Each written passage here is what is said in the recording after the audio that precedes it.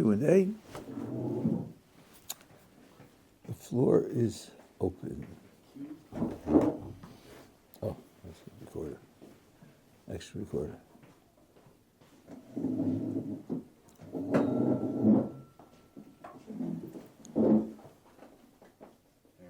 Got one. You got one?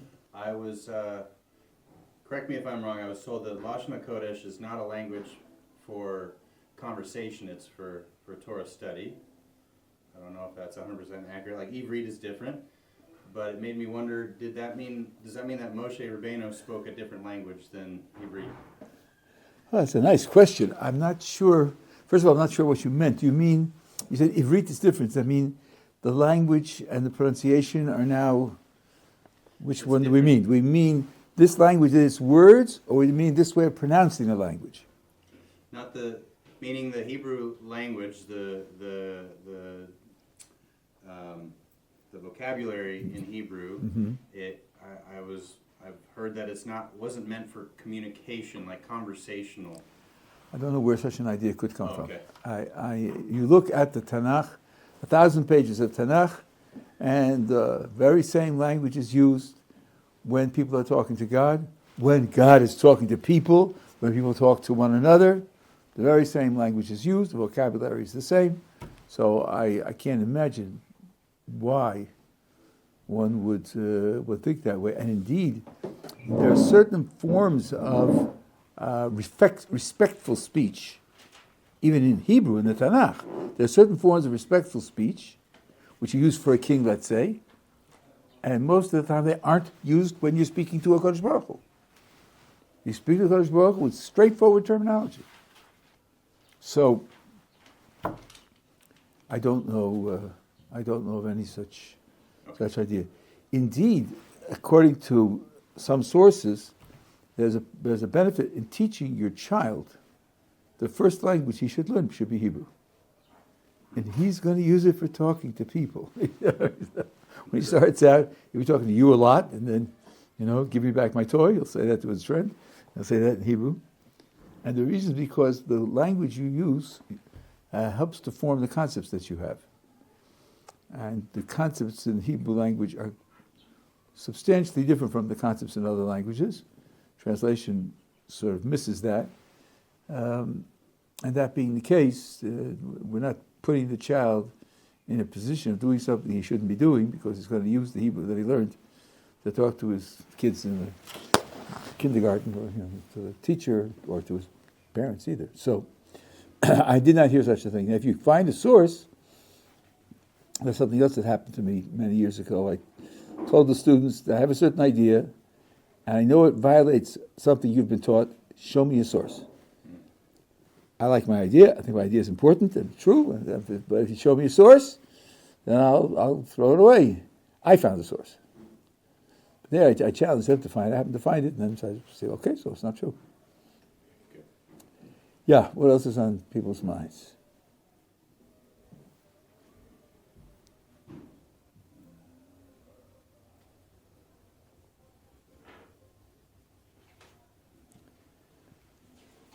Did Rabbi Akiva teach his last 5 students in a different way than he did the first 24,000? That's a very interesting question. I was questioning something like that myself, a short while ago. And by the way, I don't know whether he ended up his life with 5 students. We know that the 24,000 died, and he was left with 5 students.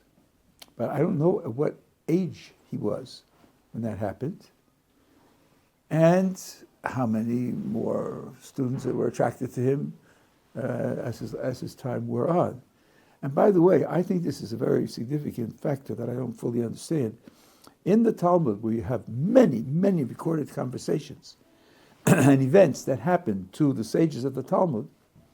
Almost never are their ages recorded. Sometimes you'll have a sage who will say something and later retract it. How long was there between the two events? 6 months, a year, a decade, 25 years? If the Talmud suppressed all its information, it means that its message doesn't really depend upon it. That doesn't satisfy my curiosity. I'd like to know these things. Rarely does it say bialuso. When he was a child or youngster, he said this, and then later on he said that, but it's very, very rare. So here, we know that Rabbi Akiva got married when he was 40, and he started learning when he was 45, and those things are written into the story. And we know that Rabbi Yochanan Zakkai's life divided up into 3 periods of 40 years each. So, but I don't know, I think maybe also Rabbi Akiva, from roughly from 40 to 80, 45 to 80, he was studying, from 80 to 120 he was teaching. But when this happened and what happened afterwards, I don't know. And in fact, I don't know that we have separated out the things that he said into the periods of his life, so he would know these are the things that he said to these, and these are the things that he said to those. I don't know if we can do that. But having mentioned Rabbi Akiva and the fact that his students died, I'll share with you something which was said by Aaron Gottlieb, found in Lakewood Yeshiva, which I thought was very profound. Chazal say that they all died because they didn't treat each other with sufficient honor or respect. Now, treating people with honor and respect is important, no question about it. But you don't usually think of it as a cause of death. So, why did they have to die? So, Rav Gottlieb said there are 2 factors working together here.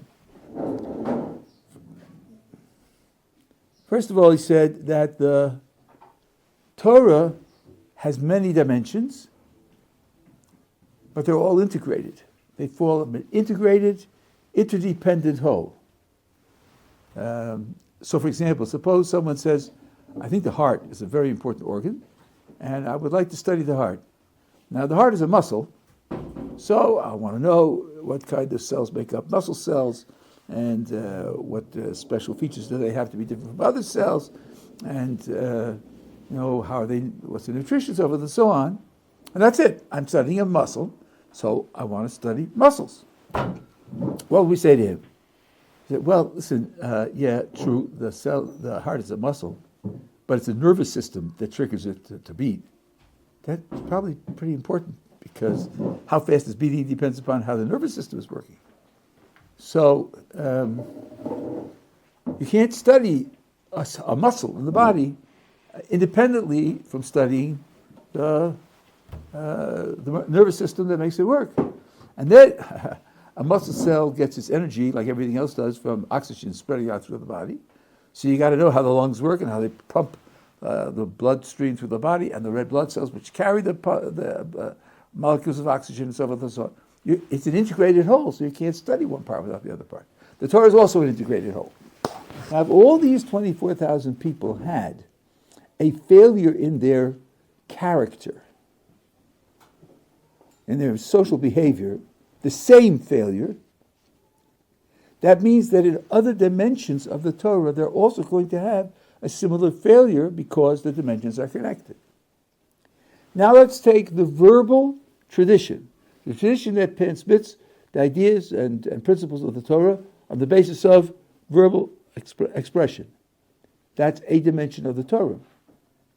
Well, if they all have the same failure in their character, then they're all going to have the same failure in their understanding of that aspect of the verbal tradition. That's principle number 1. Now, principle number 2, they were the disciples of Rabbi Akiva. Rabbi Akiva was the greatest sage of his generation. So when Rabbi Akiva passes from the world, where are people going to go to get the genuine transition? They're going to go to his disciples. And if all of his disciples have the same mistake in the tradition, then that mistake is going to become codified in the tradition. That mistake will be inescapable, because it will now become the most authentic tradition. That's why they died. Because Kodesh Baruch Hu couldn't tolerate that. Now this is a real Litvish Rosh Yeshiva. It's tracing it to the Masorah of Torah, and that being, I wouldn't say it's the only possible explanation, but it's a very revealing explanation. That there are 2 features here, that the integrated nature of Torah, that every part interacts with another part and has an an effect on another part is something that's a general principle, which is very, very important. And then the position you occupy in transmitting the Masorah, the closer you are to the top, the closer you are to the most authoritative Masorah, the more strictly you're going to be evaluated in terms of the way you operate in the world. Both of those things are true, and it was a very, very important idea. Yeah. What does the Gemara mean when it says any time is kemes elabimish memes atzmayaleh? What is it trying to? By meaning, when I take that, like, what do you want me to do? Memes, like, how are we meant to take this Gemara?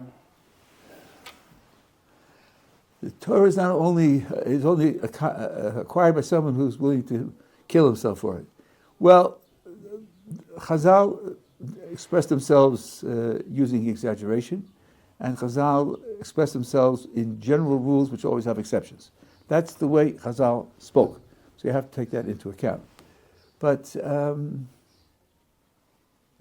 let's imagine that you are on a hike in the mountains with a group, and you somehow get separated from the group, and the area is not a safe area, either wild animals or human wild animals, and you don't know the way back, but you know the direction, and you're going in that direction, and you see a ridge, and there's a gap, there's a ravine. Can you jump the gap, or can you not jump the gap? Well, you think to yourself, I don't have much choice here, because if I stay on this side, and night falls, so you say, I've got to get over that gap. How hard would you jump? How much effort would you take? How much energy would you put into it? Would you say, listen, it's a job. Well, I'll manage if I can, and so forth. I don't think so. Every muscle would be as tense as possible. And by the way, in the Holocaust, you had this. The Nazis would line people up and say, jump over, if you fall in, we shoot you. I had this all the time. So think of that effort you would make to save your life. And then think, you've got to be prepared to make an effort like that.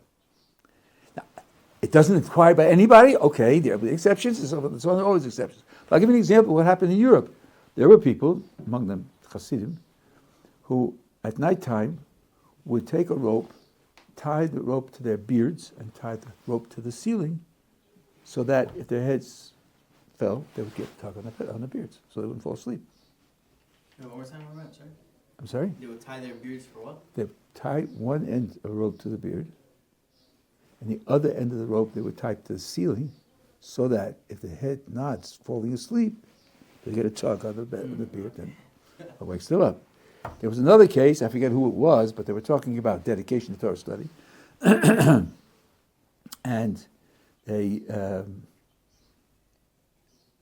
found somebody who was studying, and then he finally walked out of the room, and he, hit the bed, and they said, if he really had worn himself out, he'd have fallen on the floor. He wouldn't have made it into bed. He had enough energy to say, I'm not going to sleep on the floor. I'm going to sleep in bed. And I'll tell you, it's one of my sons does the Daf Yomi, and at a certain point in his life, he used to travel a lot.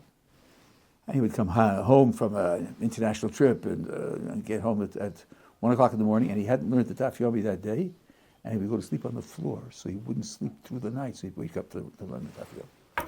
Right? This could be done. It's not extreme, and you won't die from this, but it's that kind of supreme effort. This is something which I don't want to give up on. So that at least is what it means. Now, of course, this may be, there's a thesis about this, it may be for a period of life. And it may not be for your whole life. Just like it says that a person should drink water and eat bread, and sleep on the floor and so forth and so on. And yet there's another Gemara that says for a Talmid Chacham, you should have a nice house, a nice kelim, a nice wife. You should live in a comfortable circumstances. So some say it's the beginning of your life. This is a later stage of your life. So it's not absolute in that sense. But there is a sense to know that this is really of utmost importance.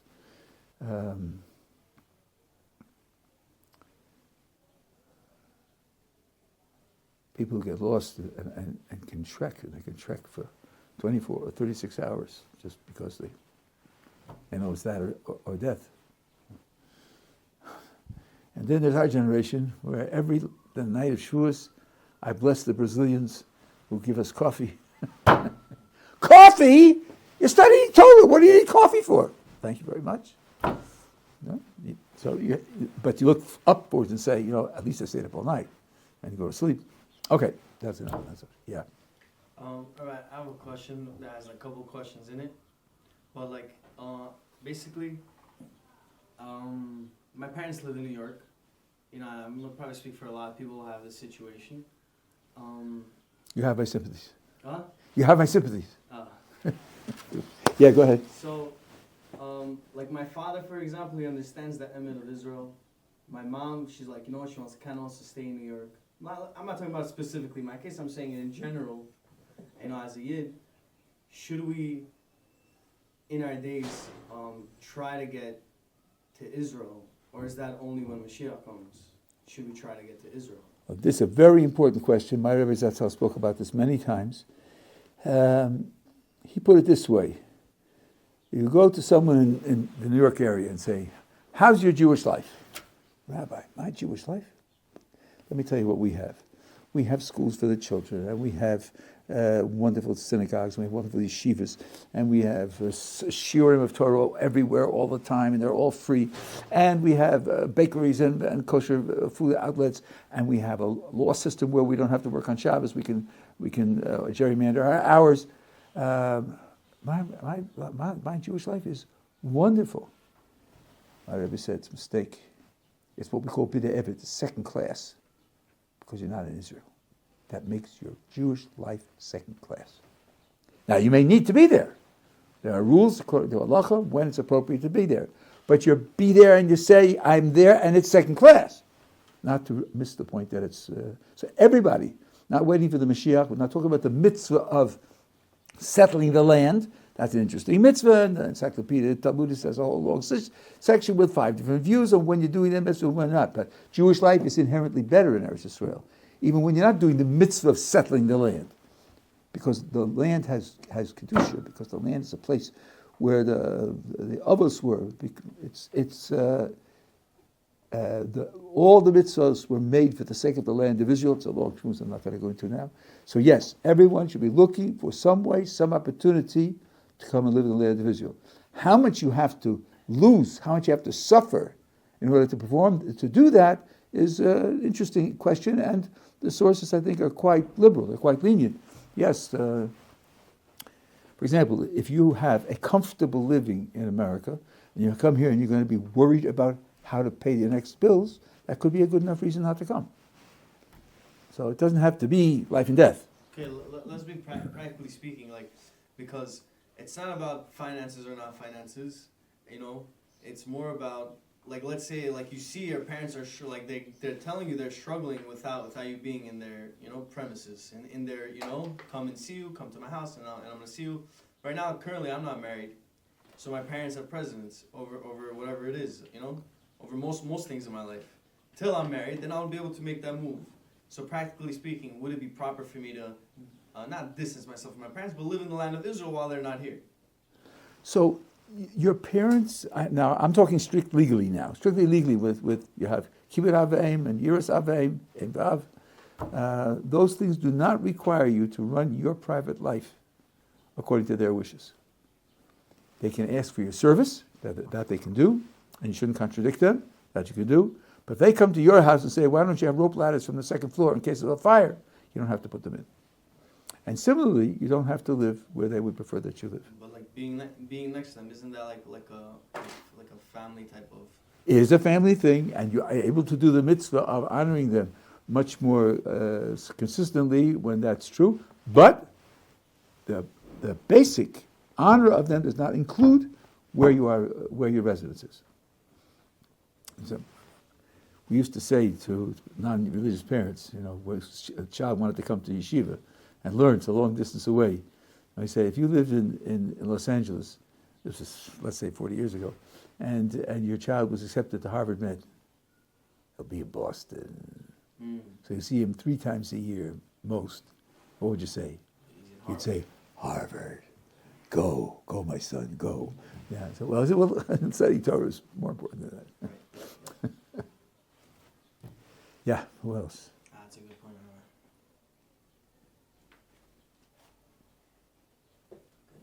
I have a Tanakh question. In the Tanakh, how Shlomo was born is strange circumstances. So when Uriah the Hittite goes to war and Bathsheba is at home, and this point of the story, David sees her on top of the roof, and he calls her to him. So I'm confused about how did King David not commit any averas through that whole chronology of events? My first question is, was she not married? And if she wasn't married, was she not in Nida?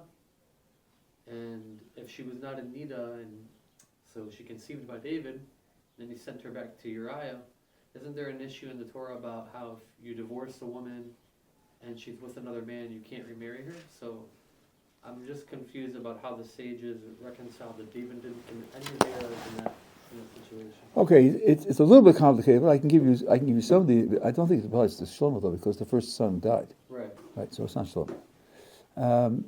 First of all, the commentators explained that it was a custom at that time when you went into battle that you divorced your wife in case you got lost in battle, and she had never found, and then she would never be able to marry someone else.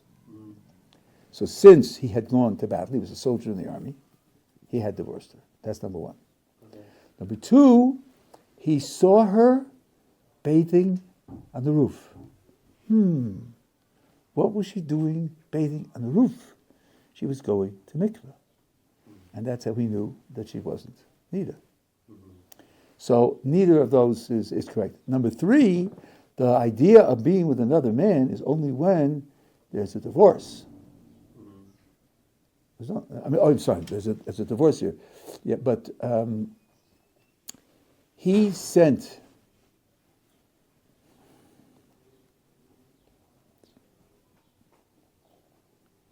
the question is how she was related to him when he before he sent her back. Because only if she's married to the second man, Okay. does that becomes a problem. So that's roughly what the Gemara says about the actual conditions there. And this is an illustration of a very important principle, which is in the category of principles. The Gemara says, "Kol misha omer Dovid chata enu ala Torah." Anybody who says that Dovid committed a crime is making a mistake. So people say, "Wait a minute, Rabbi. Anybody who says he did a crime is making a mistake. Didn't Nathan the prophet, Nasan the Navi, say to him on the throne, Atah Ish, you're the one who did this terrible thing? And didn't David HaMelech himself say, Chatasi L'Hashem, I sinned to HaKadosh Baruch Hu? So here's the trick. Chazal said the words, anyone who claims David sinned made a mistake, and you took those words, and in your mind, you translated them into David didn't sin. And then you say, what do you mean he didn't sin? Nasan Navi proves that he did sin. But that's not what Chazal said. They didn't say that. They said, anyone who says that he sinned is making a mistake. Now, what you have in your mind is much simpler, much clearer, much more direct. David didn't sin. You have to ask yourself, why didn't Chazal say what you're saying? Why did it say something more roundabout and more vague? Anybody who says is making a mistake. One thing's for sure, they didn't mean what you said, because they'd have said it otherwise. So, what they meant was roughly, anybody who claims David sinned won't understand what his sin was, because his sin was very subtle, and it was very nuanced. And the reason that he was accused by Nathan and he accepted guilt is because he's a king, and because he's King David, and he sinned only on his level. And this is a general problem in reading Chazal. Very often Chazal say something, and the person's mind, he translates it into something else, usually simpler and clearer, and then you debate that, and you come out with ridiculous consequences, and then you say, why did Chazal say that? But they didn't. They said the more complicated thing. It says on disputes, some certain disputes in the Torah, these and these are the words of the living God. But it's a contradiction. They contradict one another. So everyone wants to know, how could two sides of a contradiction both be true? But Chazal didn't say Elu v'Elu divrei emes. They didn't say that. They said Elu v'Elu divrei Elokim Chaim, which is much vaguer. To understand, what does it mean, divrei Elokim Chaim? So they didn't mean emes. If they didn't say emes, they didn't mean emes. So the first thing you have to ask is that, what does it mean? And then discuss how we know how you could apply it. There's a wonderful sefer called it used to be called The Dynamics of Dispute. The second edition is something like Origin of Dispute in Talmudic Times by Tzvi Lempel. And he has a whole chapter on Elu v'Elu. He has something like 11 different interpretations of Elu v'Elu, and among the Rishonim, there isn't a single one who says that two sides of a contradiction is true. Not one. So just it's a mistake to think of it that way. To pay very, very careful attention to what Chazal say, and not allow yourself to transform it in your own mind to something else. Anyway, that's a little bit of an introduction to Dovid HaMelech. Yeah. What else is going on? I don't know how to phrase the question, but just a question on top of my head for a long time. But it's going to be hard for me to phrase it because it's more than one question. We see that Hasidim get married at 18, there's the famous Mishnah, and everyone, the other half of the Haredi world waits until 21, 22, whatever it is. So what's the idea that they wait longer? Meaning, they're yeshiva and they take on their shoulders everything that goes to a bacher from 18, 19, 17, like until he gets to 21, 20, like how's the work? And if they're going to say they're not mature, so thousands of Hasidic kids at 18 are all mature. So like how this? I have a lot of questions. It's a complicated subject. I want to tell you one thing about this situation that I heard in the name of Arnold Steinman, which I think was very indicative. It was reported to him that there are yeshivas which don't allow Bachrim at the age of 18 to get married. They don't allow it. Make it a rule. And he said that yeshiva should close. They have no right to do that. Chazal said that that's the time to get married. They have no right to do that. He was very, very strict about it, as he was about a lot of things. Like he was very straightforward, Yikov Adin Zahar. Now, there are two different attitudes towards married life, and they may reflect the kind of parental support that is invested in the married couple. One attitude, which you mentioned, is the people should be mature enough to know who they are and what they want, and mature enough to take responsibility in relating to another person before they get married. Then you could argue that 18 is not mature enough. 20, 22 could be a much better age. The other attitude I heard from Amram Taub, with whom I had the privilege of associating in Baltimore, I was there. His daughters all went to high school, but they never went to graduation. Because the week of graduation, they got married. That was their graduation present. Well, you weren't having Sheva Brachas, so no time for graduation. And he said, you're waiting until they form their characters to the point where they know who they are and what they want, and you can find people of similar characters. Why don't you arrange that they should form their characters together? Form their characters in the relationship. And that way they'll grow together. Oh, that's a different approach. The 18-year-old is still molding. Well, don't wait until he molds this way and she molds that way and then say, can I build a bridge between these two molded characters? But rather, have them married when they're still molding, let them mold together and grow together. That's a different approach. Now, there is a difference also in attitude as to parental involvement. And this is on both sides. Sometimes there are parents who don't want to be involved in the continuing development of their children. And sometimes there are children who don't want the parents to be involved in the continuing development of themselves when they get married. And this reflects itself in where you're going to live. And there are certain groups whose principle is, when you get married, move a substantial distance away from both parents. And others who want to be like next door. In my wife's family, at a certain point in her, she has 14 children, so it went through years. But at a certain point, the custom was, for the first year, the couple came home to mommy every night for supper. Every night for supper, 365 nights. They wanted to be next door. They wanted to share. They wanted to interact. So that's a much better prescription for when the children are younger, when they'll accept that. They themselves are not that separated from the house yet. And then the input from the parents to the development is a very healthy input and helps the growth of the marriage. Others who think it's got to be an independent thing and a social thing and so on, will treat it differently. The same is true with how much contact you have before marriage. You know that in Hasidic groups, the contact is minimal. It's a bitter joke about this. And in other groups, it's much, much more extensive. And the way they measure the difference is, once they get married, and it's the period of Sheva Brachos, does the new husband make it on time for davening in the morning or not? And afterwards, how smoothly does he go back into full-time concentrated learning? And the explanation is that in the group in which is more liberal about Chassan and Kala seeing each other before marriage, half of the Shana Rishona has already been spent. That's why it's easy for him to get back into marriage.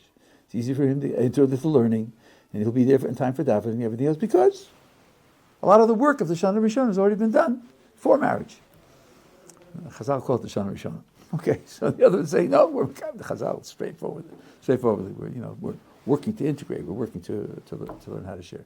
So I think that these things are, I couldn't say that one is better than the other, one is more right than the other. Chazal have two different opinions between Eretz Yisrael and Bavel. Should you work to establish yourself economically before you get married or after you get married?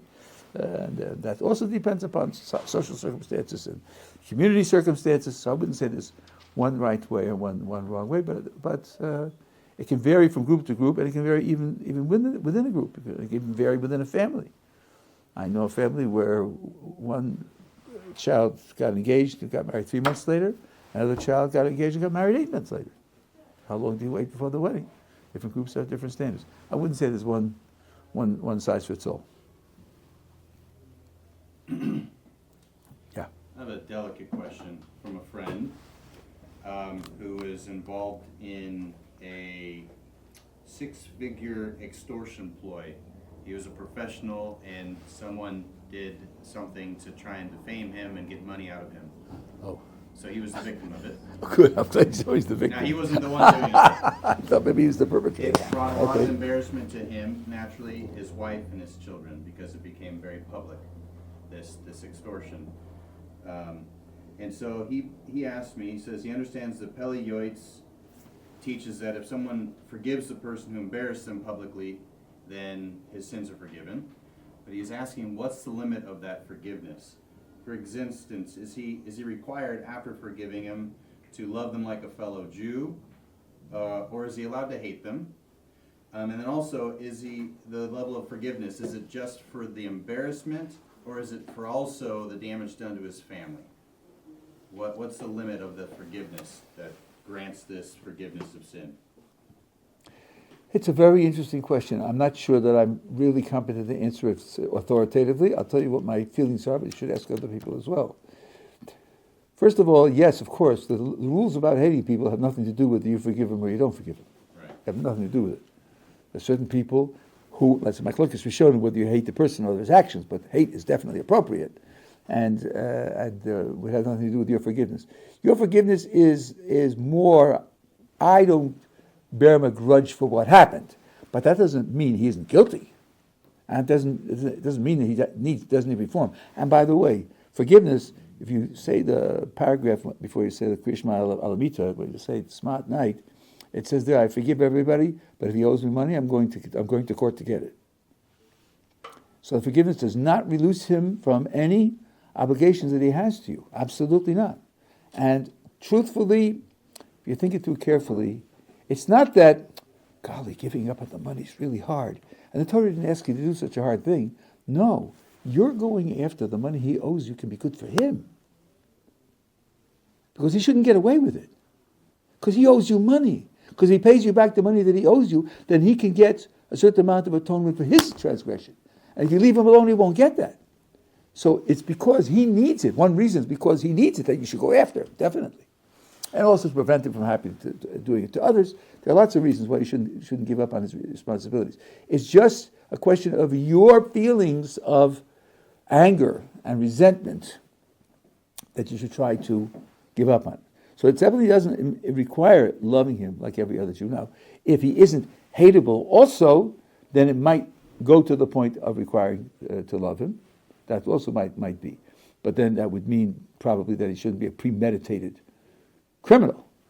And then if he's not a premeditated criminal, maybe the idea of hating him altogether wasn't appropriate in the first place. So I think that's a rough picture. Now, what was the second part that you asked about? Is he required to forgive the damage done to his family, wife and children? Let me think about that just for a what was second. done to him? There's a very tricky question. There's a wonderful book, Lahavdil, written by, called The Sunflower, by the Nazi hunter. It's a fictional story where a Nazi's dying and he asked to bring me a Jew, and he said to the Jew, I'm sorry for what I did, I want you to forgive me.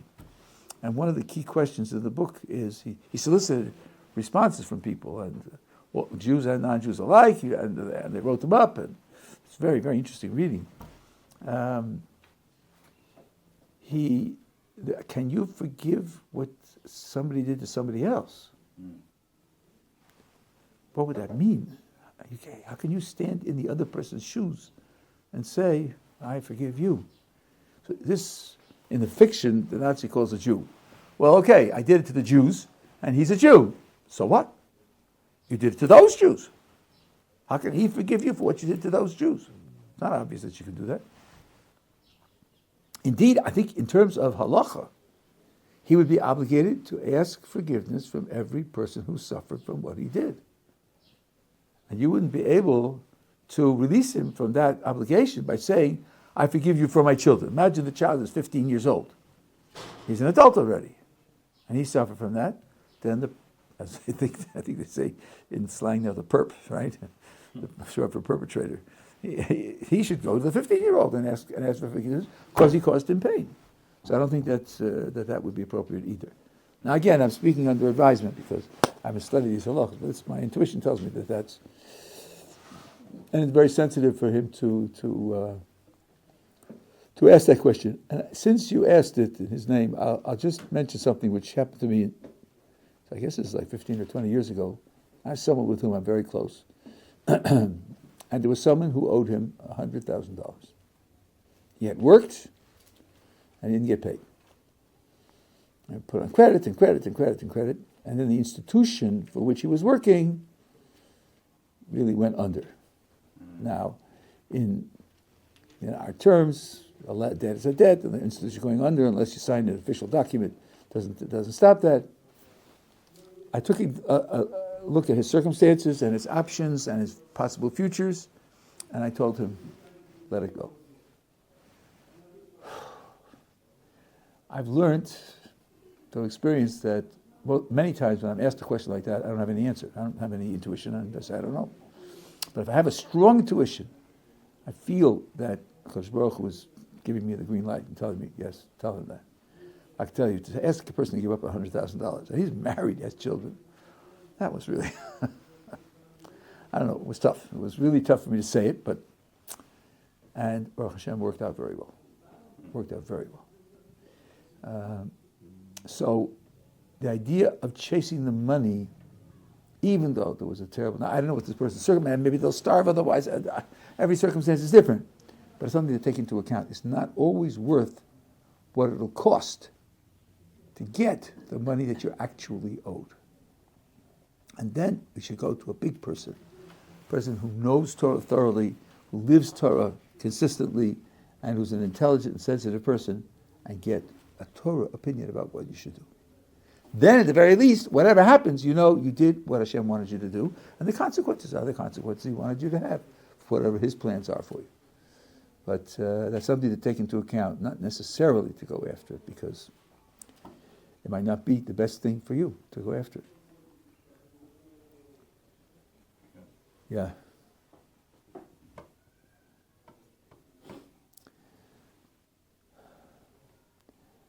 Okay, I'll tell you one tiny thing about Shavuos that we just went through. When you count the Omer, there are two aspects which create a picture. You say, Hayom Shlosha Yomim LaOmer. Today is 3 days of the Omer. No, it isn't. Today is 1 day, not 3 days. Sorry. That's just wrong. You could say in English, today, how long has it been since you left? Today makes 3 years. You say today makes, but not today is. So when you say Hayom Shlosha Yomim, you're counting the sum total of time since it started. You're not counting today. Shlosha Yomim is how much time it's been. And when you say today's 4 days, it's a different unit. It's 4 days. And each day that you go through makes a bigger whole of time. And that's what you're counting. And if you understood it well, you'd see that each number gives you a different chunk of time with a different character. That's what you're counting. And the other half is, it says to count until the day after the 7th week. Okay, in Hebrew, until, ad, is ambiguous. When you say until X, you can mean until and including X, or until and excluding X. If you tell me it means until and including X, then it's not 49, it's 50, and the contradiction between 7 full weeks and 50 right on the spot. Before it says 50 days. You tell me it's until and not including, count 49, up to 50, don't count 50. Yeah, that's what 49 is. It's up to 50, so it's redundant. The answer is, it's ad below ad b'chlal, Rashi says, you're not including the 50th day, and it means when you count 3, is it 3 out of 49 or 3 out of 50? It's 3 out of 50. Because you're counting 49 to make a unit of 50, which includes Shavuos. Your counting 49 creates the unit of 50. That's what you have to have in mind. So when you think of 3, it's 3 towards the 50 of which I count 49 and the 50 that I don't count. Not 3 towards 49 when I finish counting. That puts the count of 3 in the context of its beginning and in the context of its end. Each one is